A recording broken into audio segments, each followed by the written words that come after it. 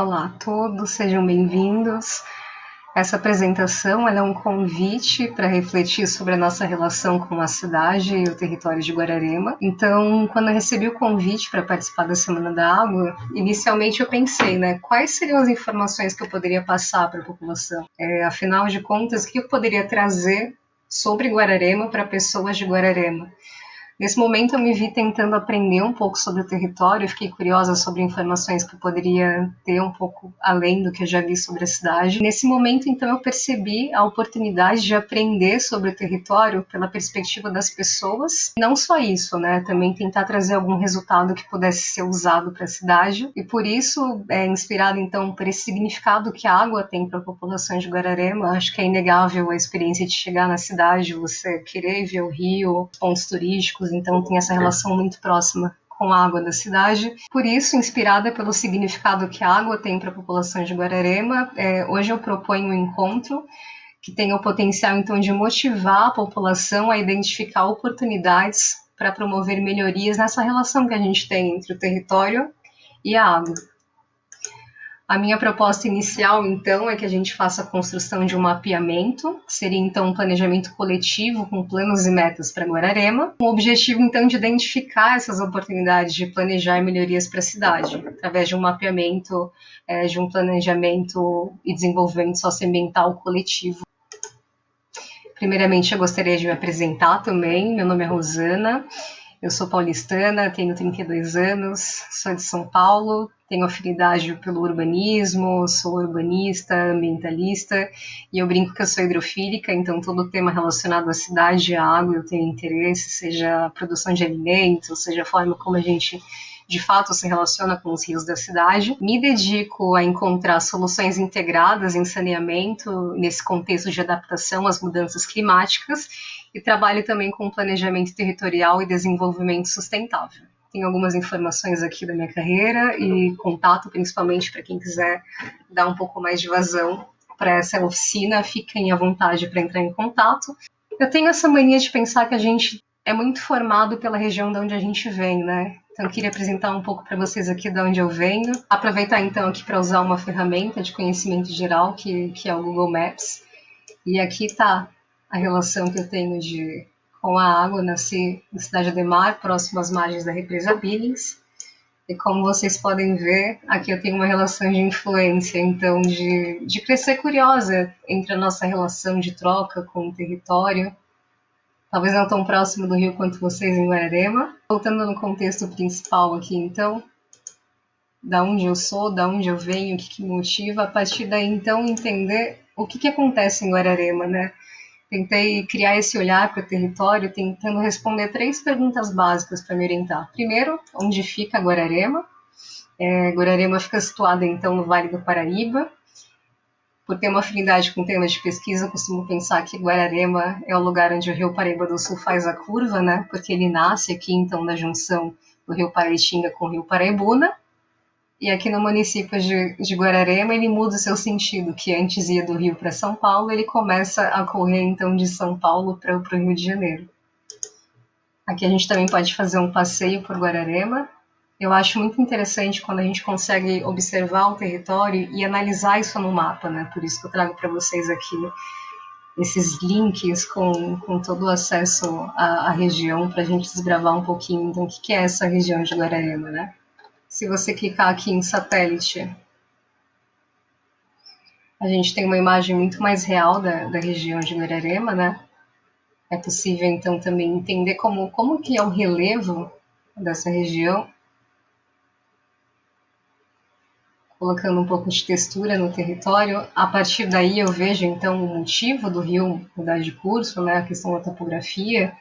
E quando a gente coloca aqui em 3D, se você apertar Ctrl e mexer na tela, você tem essa possibilidade de navegar pelo território avaliando, Então a gente consegue aqui ver algumas características da cidade, como, por exemplo, uma área urbana um pouco mais expressiva, uma vegetação um pouco mais em torno da cidade. São algumas das informações que eu consigo tirar aqui de Guararema sem, de fato, ouvir muito sobre o território, Voltando aqui, ó, para olhar a questão do Rio Paraíba do Sul, então o Rio Paraíba do Sul vem, segue, faz a curva e vai no sentido do Rio de Janeiro. Vamos voltar agora aqui ao tópico da apresentação. Então, eu já sei onde é, eu já sei onde fica e como é a população de Guararema, né? Quem vive de fato em Guararema?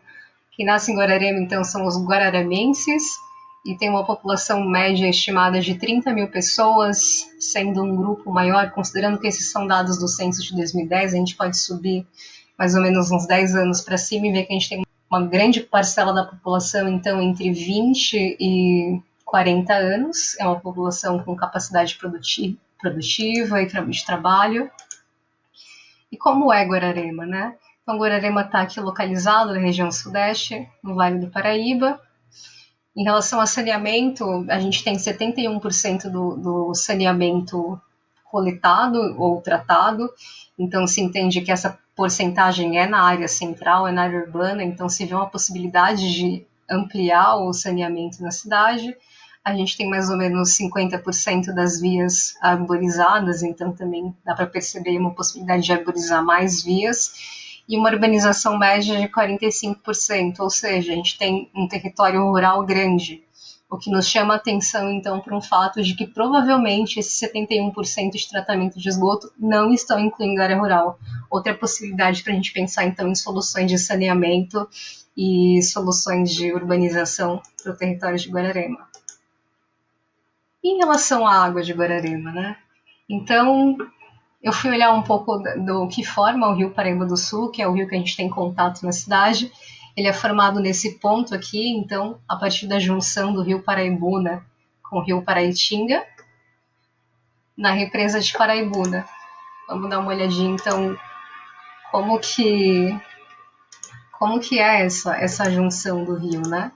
O Rio Paraíba do Sul ele é formado, então, pela junção do Rio Paraitinga com o Rio Paraibuna, e chegando aqui no território, ele cria uma vazão muito pequena quando ele se transforma, então, num vertedouro da represa, onde você tem geração de energia, e, por fim, vai voltar a desaguar aqui embaixo num fluxo muito pequeno. E depois esse rio aqui vai se transformar, então, no Rio Paraíba do Sul, que vem percorrendo o território, sentido São Paulo, passa pelo município de Santa Branca, e, por fim, chega na cidade de Guararema. Então dá para entender a importância desse rio e também a influência que tem o controle de vazão na represa de Paraibuna sobre as águas que vão chegar na cidade de Guararema, sendo esse controle feito por algumas variáveis, como, por exemplo, necessidade de geração de energia, necessidade de liberação em caso de excesso de chuva, caso venha a ter algum risco de rompimento da barragem, e também, talvez, escassez por uma necessidade de controle de água na vazão desse vertedouro. E de que forma, então, o que tem acontecido no território, né, as mudanças climáticas têm afetado? Como a gente tem experienciado isso no território? Eu queria, então, deixar algumas perguntas para vocês, já para meio que motivar um pouco essa nossa discussão, né? A gente tem, então, observado o aumento da frequência e intensidade de eventos extremos? Você tem observado mudanças na chuva, na temperatura, períodos secos prolongados sem chuva, ou períodos de chuva intensa em poucas horas? A gente tem aqui alguns dados médios, né? Em vermelho, a temperatura máxima normal encontrada em Guararema nos últimos 30 anos, e temperatura mínima, também com dados de pluviometria no município. Como é que a gente tem observado esses assuntos, a frequência com que eles acontecem, né? Tem uma ferramenta bem legal também de pesquisa do Google Trends, que mostra pra gente a popularidade de alguns termos procurados no Brasil ao longo dos anos. Então, analisando de 2010 a 2021 os resultados, a gente vê que o termo seca, em azul, tem se tornado muito mais frequente. A gente tem analisado também a questão da influência da palavra crise com muito mais frequência. E também aqui em verde percebemos alguns sinais de enchente e alagamento. Enquanto uma ferramenta que eu suponho que seja um elemento de solução ou até de enfrentamento a esse contexto da influência da água no território, que é o saneamento, segue com resultados um tanto quanto baixos nessa análise do Google. E quais são os riscos postos no território, né? Então, diante desse contexto de mudança climática, a gente vê 3 possíveis cenários de crise, que seriam relacionados, então, à falta de água, ao excesso de água ou à má qualidade de água, e influenciados por 2 tipos de pressão, né? Então, seriam as pressões das variabilidades climáticas, onde eu tenho mudança no padrão de chuva, aumento de temperatura ou diminuição, períodos de instabilidade do clima, e também as questões da influência do uso da água no território, né? O quanto que essa necessidade de múltiplos usos comuns, saneamento, irrigação, geração de energia, podem afetar então o acesso a essa água. Como consequência, a gente tem alguns riscos postos por isso, né? São riscos de desabastecimento, de não ter água para fornecimento tanto para a população quanto para geração de energia ou para consumo de atividades econômicas diversas, podendo gerar então crises energéticas, crises alimentares, crises sanitárias, crises econômicas e talvez até uma crise de operacionalidade da economia, uma vez que a internet depende da geração de energia e da estabilidade da água para continuar permitindo as formas de trabalho que têm se criado hoje em dia, ainda mais nesse contexto remoto do home office e da pandemia. Mas quais são as oportunidades postas, então, quando eu olho para o saneamento como um elemento que pode atuar nisso tudo, né? Quais são as oportunidades de melhoria? Quando a gente olha para o saneamento, a gente tem a oportunidade, então, de promover melhoria da qualidade da água, uma vez que essa água contaminada para de ser lançada nos rios e ela leva ao tratamento próprio para que não leve matéria orgânica ou poluentes para a água que a gente bebe. A gente tem oportunidade de melhoria, então, no lazer e turismo, uma vez que a qualidade dessa água está melhor. A gente tem oportunidade de melhorias em relação à saúde, seja por doenças de consumo de água poluída ou por algumas consequências de que o armazenamento inadequado de água podem trazer, como proliferação de doenças como dengue, diarreias e afim. Temos, então, uma melhoria geral no quadro do meio ambiente, da qualidade ambiental, tanto na sensação de estar num ambiente que é menos poluído, quanto o efeito disso para a fauna e para a flora ali presente. E também temos nessa situação uma possibilidade de geração de energia e renda e emprego no território, né? Afinal de contas, como é que o saneamento pode proporcionar essas mudanças?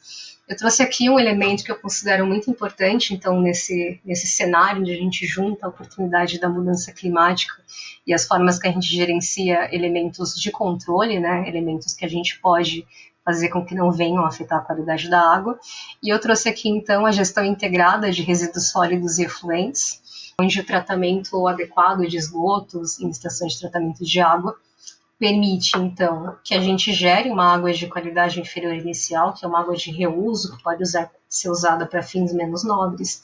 A gente pode também captar os gases gerados no tratamento e gerar energia. E a gente pode também usar o lodo proveniente do tratamento para produzir adubo. Então, a gente tem uma melhoria no solo, uma melhoria na qualidade da produção de alimento, gerando, ao final disso tudo, um resíduo muito menor e muito menos ativo que, de fato, vai para o aterro, evitando que todo esse processo e todos esses poluentes sejam lançados nos rios e extraindo todos esses recursos que podem ser, sim, favoráveis, então, para tanto geração de renda quanto para aproveitamento de recurso energético e de matéria orgânica. Em relação à triagem dos resíduos sólidos, né, pensando sempre, então, na coleta coletiva, no não lançamento desses resíduos em locais públicos, né, a gente tem, então, a possibilidade de geração de renda e emprego associado aos serviços que podem ser gerados a isso. E aqui 2 produtos que partem, então, a partir dessa triagem. A gente tem produtos de reuso, onde se encontram lixo eletrônico, com alto potencial de geração de renda, material orgânico pode gerar adubo, pode gerar fertilizante para a região e também reduz muito o material que vai para aterro, e materiais de construção civil, que também podem ser reaproveitados. Dessa forma, o resíduo que é gerado também ele é muito menor do que o resíduo que inicialmente seria gerado, mandando uma quantidade muito menor para aterro e aumentando assim a estimativa de vida desses aterros sanitários da cidade. E quais são as vantagens e resultados, então, dessas medidas, né? Então, como vantagem e resultado dessa gestão integrada, a gente tem melhorias para a saúde pública, a gente tem geração de fertilizante, a gente tem redução dos resíduos que são lançados tanto no rio quanto nas margens E com essa geração de fertilizante, a gente também tem solo mais fértil, a gente tem redução no uso do agrotóxico, que é um outro poluente que causa grande dano para a água em qualidade em relação a essa poluição difusa, né, que ela é gerada quando chove, você carrega todo esse material orgânico para o meio ambiente. E de forma geral, então, com aspectos positivos, a gente tem melhoria na qualidade ambiental, a gente tem geração de energia e a gente tem geração de emprego. São muitos elementos que trazem uma segurança tanto hídrica quanto econômica e socioambiental muito maior para o território. E é pensando nisso, com todas essas possibilidades, que eu convido vocês a olhar então para o território de Guararema e participar então desse mapeamento comunitário. Eu preparei uma estrutura que é mais ou menos uma forma de oficina e eu gostaria de mostrar para vocês agora. Então a gente vai precisar clicar nessa plataforma, nesse link,